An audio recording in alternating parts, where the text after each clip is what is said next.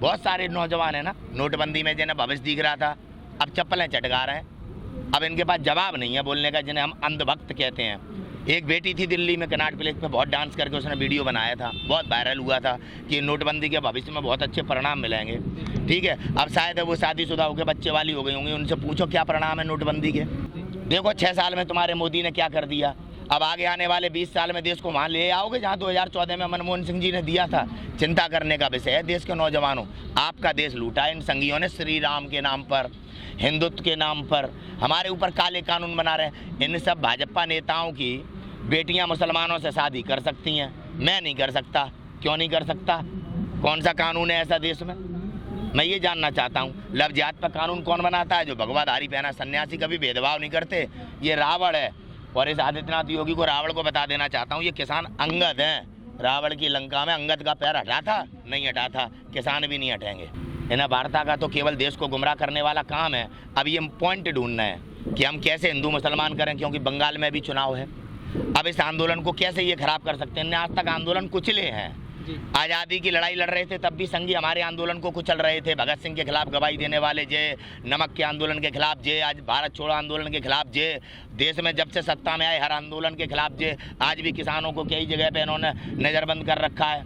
ये आंदोलनों के खिलाफ हैं, ये लोकतंत्र के खिलाफ लोग हैं, संविधान विरोधी लोग हैं। आज देश में प्रमाण हो चुका है, इसलिए ये बौखला रहे हैं। अब ये धर्म के नाम पर एक ही इन पर चाबी है, हिंदू मुसलमान। देश बंटवाया था इन्होंने, अब आज इनके उस पाप के गले का अंत है, अंत है, बस और कुछ नहीं। अब ये बड़बड़ा रहे हैं। अब देखना कुछ दिनों में हिंदू मुसलमान कर देंगे, लेकिन अब देश गुमराह नहीं होने वाला। हम अपनी फसल की कीमत लेके जाएंगे। ये मोदी कह के आया था ना, भ्रष्टाचार मिटाएंगे, हम मिटवाएंगे इससे भ्रष्टाचार। प्रधानमंत्री केयर फंड में बेईमानी करने वाला आदमी दुनिया पर आरोप लगाता है। क्या बोल के आया था नरेंद्र मोदी देश में? आज क्या इसका चरित्र है? क्या इसका चरित्र है? क्या मुंह है इसका नरेंद्र मोदी का, जो यहाँ पे आके बात कर सकता है हमसे? ऐसा है, सबसे बड़ी समस्या ये है, हम किसान जो इस किसान विरोधी बिल के लिए लड़ रहे हैं, उसमें अन्नदाताओं की लड़ाई उन लोगों के लिए भी है जो जैसे हमारे मजदूर वर्ग के लोग हैं, जो मजदूरी कर रहे हैं। ठीक है, ये लोग कैसे खाते पीते हैं? मार्केट से ही सामान लेके। तो जो अब आगे इस बिल के कारण जो इन लोगों के सामने समस्या आने वाली है, जैसे दलित समाज के लोग हैं, बैकवर्ड समाज के लोग हैं, ये बेचारे आज मजदूरी पर ही डिपेंड हैं। ठीक है, इन लोगों के सामने बहुत बड़ा संकट आने वाला है। इनके नेता बिके हुए हैं अंबानी अडानी के माध्यम से, वरना अगर दलित समाज के नेता सबसे ज़्यादा हैं संसद में, अगर ये लोग इस बिल का अगर वॉकआउट कर देते तो ऐसी समस्या हमारे देश के सामने नहीं आती। ये बहुत बहुजन समाज के लोगों को गंभीरता से चिंतन करना चाहिए। जातिवाद में बांट कर किस प्रकार से देश को इन परिस्थितियों में ला दिया गया है।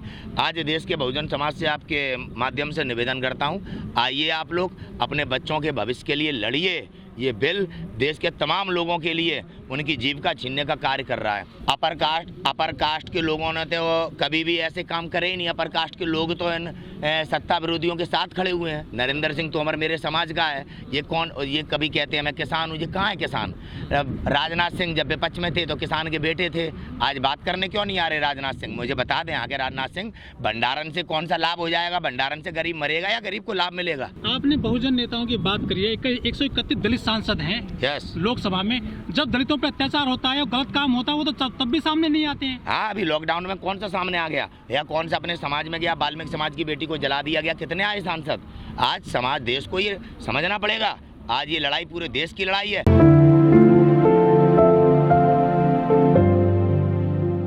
नितिन जी, करीब 22 दिन हो गए हैं किसान आंदोलन को चलते हुए गाजीपुर बॉर्डर पर। सरकार आपकी बातों को नहीं मान रही है अभी तक भी। सरकार गुमराह कर रही है। आपकी बात सही है कि सरकार हमारी बातों को नहीं मान रही है और देश को गुमराह कर रही है कि बिल के माध्यम से कि कुछ लोग जैसे ने अपने ये बुलाए कि हमारे समर्थन में आ गए हैं कि किसान नेता कुछ 10 संगठन, उनके नाम आज तक बताए नहीं इन्होंने कि कौन से संगठन हैं, और पंचायतें करेंगे। बिल बनाने से पहले तो किसी से पूछा नहीं कि किसान संगठनों से बात करनी चाहिए या नहीं करनी चाहिए, बंद कमरे में बना लिया। और जब किसानों को इस बिल के बारे में पता लगा, किसान जागरूक हुआ, दिल्ली के पास बैठा है 22 दिनों से। अब ये गुमराह करने का प्रयास कर रहे हैं और किसान अब गुमराह नहीं हो रहा है। हमारी खाप पंचायतों ने भी कल देखा है किस प्रकार से समर्थन कर दिया है। भारतीय जनता पार्टी का सच पूरा देश जान चुका है। अब ये किसानों का आंदोलन जन आंदोलन में परिवर्तन हो गया है। आर्मी के भी लोग और तमाम रिटायर्ड लोग जिनके साथ अब आगामी में इन लोगों ने व्यवस्थाएं बना रखी हैं पेंशन वेंशन खत्म करने के, तो अब ये क्रांति जैसा माहौल यहाँ पैदा हो गया है। अब सरकार कहती है हमें यहाँ से हटाने के लिए कि दिल्ली के लोगों को परेशानी है। आज दिल्ली के लोग दूध ले रहे हैं 56 रुपये 57 रुपये में, हमसे दूध लिया जाता है 30 रुपये में। अगर यही दूध हमसे 50 रुपये में लिया जाए ना, तो हम दिल्ली में लोगों के घर पे ना ओरिजिनल दूध पहुंचा दें, थैली का दूध ना पहुंचे। हमारा शोषण किस प्रकार से हो रहा है, आज हम उस चीज़ के लिए लड़ रहे हैं। और 2 रुपये का भुट्टा हमसे लिया जाता है, मॉल में 82 रुपये का भुट्टा मिल रहा है। अगर यही भुट्टा हमसे 50 रुपये का लिया जाए तो हम घर घर में 52 रुपये में भुट्टा पहुंचा देंगे। ये दिल्ली में बैठे लोगों को समझना चाहिए, हम आपके लिए लड़ रहे हैं। जो सब्जी आपको महंगी दी जाती है उस सब्जी के लिए लड़ रहे हैं कि अगर सब्जी हमसे उचित दामों पे ली जाए तो आपको इतनी महंगी ना दी जाए। हमसे 6 रुपये के टमाटर लेके आपको 60 रुपये दे रहे हैं। ये लड़ाई हम दिल्ली की जनता की लड़ रहे हैं। ये नेता जनता को गुमराह कर रहे हैं। भाजपा ने देश डुबा दिया है, ये समस्त लोगों को समझना चाहिए। अच्छा नितिन जी, ये जो आंदोलन है, जो किसान आंदोलन चल रहा है बड़े पैमाने पर पूरे देश में, आपने कहा है कि इसको जन आंदोलन बनता जा रहा है, लेकिन लग नहीं रहा कि इसमें जब तक आम आदमी नहीं जुड़ेगा तो मजबूत इसको स्थिति नहीं मिलेगी। कौन सा आम आदमी नहीं जुड़ा? सब आम आदमी जुड़े हैं। युवा देखो, मुसलमान यहाँ पे आता है तो ये आने नहीं देते, क्योंकि मुसलमानों से नफरत करते हैं ये संगी। ठीक है, डिवाइड एंड रूल इनकी वो है। अब जैसे हमारे आंदोलन को खराब करने के लिए राजनीतिवादी आप देख रहे हैं किस प्रकार से ललकार रही है। आप देख रहे हैं कपिल मिश्रा किस प्रकार के बयान दे रहा है। ये वो लोग हैं जिन्होंने दिल्ली में दंगे कराए। अमित शाह ने इन लोगों को बचाया और ऐसे लोगों को मुलजिम बनाया जो बेचारे स्टूडेंट थे। यही वो लोग हैं जिन्होंने जामिया में स्टूडेंटों को मारा। अरे छात्रों पे हमला करते हैं, बेटियों पर लाठी बजाई है इन्होंने। आप कब तक ऐसे झूठे लोगों को आप महान बनाते रहेंगे और अपने देश को इन परिस्थितियों में लाते रहेंगे? फिर हम सवाल करते हैं कि हमारे देश का हुआ क्या 70 सालों में। लेकिन वो तो कहते हैं राम राज्य चल रहा है उत्तर प्रदेश में। अरे ये राम राज्य वाले हैं, बेटी के बलात्कारियों को सपोर्ट करते हैं। ये कहाँ से राम राज्य वाले लग रहे हैं बताओ? इनका वो है ना आसाराम बापू, आपके अटल अडवाणी, राजनाथ, शिवराज और तुम्हारा नरेंद्र मोदी, अमित शाह, ये सारे आसाराम बापू में देवी शक्ति देखने वाले लोग हैं। समझ रहे हो? तो इनके तो जे तो राम है आसाराम जैसे, वो क्या निकले? बलात्कारी। ऐसे चरित्र हैं भाजपाइयों के। सर, जो बीजेपी के बड़े नेता हैं, चाहे मंत्री हो चाहे गृह मंत्री हो, कौन सा बड़ा नेता? वो तो उनके शरण में चले जाते हैं नेताओं बाबाओं के में। अरे तो जो ढोंग है ना, धर्म के नाम पर तो देश लूटा है, धर्म के नाम पर देश लूटा, राम के नाम पे हिंदू मुसलमानों को लड़ाया। क्या रामायण में लिखा है मस्जिद तोड़ दो, या कुरान में लिखा है मंदिर तोड़ दो? ये कौन है? ये नेता हैं जो धर्म के नाम पे हम मानवों को लड़ा रहे हैं। बच्चा पैदा होता है, कोई बता देगा हिंदू है, मुसलमान है, सिख है, ईसाई है? बताओ, कोई बता देगा? अरे हम किस देश के? स्वामी विवेकानंद के देश के नागरिक हैं हम। सीता माता जब राम जी ने उन्हें निकाल दिया था तो वो वाल्मीकि जी के यहाँ रहीं। यहाँ वाल्मीकि की बेटी का बताओ कैसे पुलिस ने, डीएम ने सब जलाया। हमारी सभ्यता का पतन किया गया, संस्कृति का पतन किया गया। जो बाबा बैठा था, बाबा नहीं करवाया, जो भगवा पहने बैठा है। अब ये रावण है या सन्यासी है, आप तय करो, देश का नागरिक तय करे। बलात्कारियों को ये बचाता है, आतंकवादी संसद में ये ले जाते हैं और दूसरों पर टिप्पणी करते हैं। आज देश इनकी वास्तविकता जान गया है। ये संगी हैं, इनकी वास्तविकता देश जान चुका है। ऐसा किसानों की तरफ हमारे देश में किसी भी सरकार ने नहीं देखा। आज बिस्लरी 22 रुपये, किसान 22 रुपये की 20 रुपये की मिल रही है। किसानों के अनाज की आज कीमत क्या है? गेहूं की क्या कीमत है? किसान देगा 18 रुपये, 15 रुपये, मॉल में मिलेगा 42 रुपये।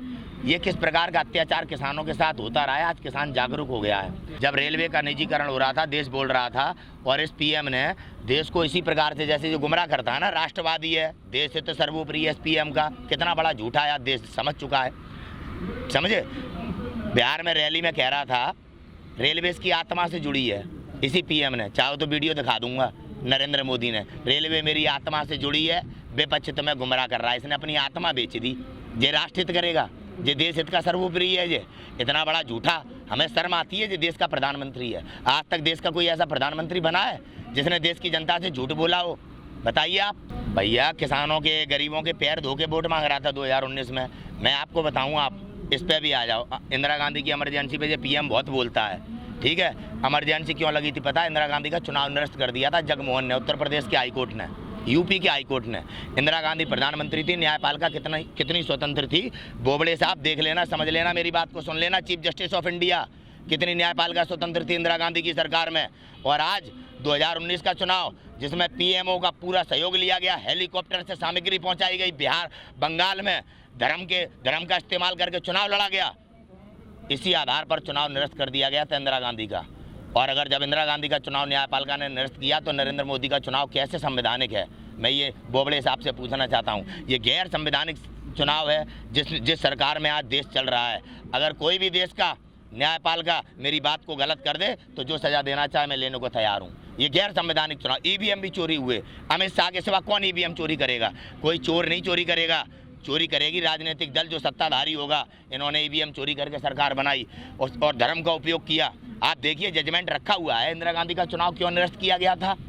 आप देखिए, आप न्यायपालिका के जजमेंट को समझिए। आप, मैं सच कह रहा हूँ या झूठ कह रहा हूँ, ये गैर संवैधानिक सरकार है। अगर आज हमारी न्यायपालिका न्याय करे तो ये सरकार हमारे देश में गैर संवैधानिक सरकार है, इसे तुरंत गिरा देना चाहिए।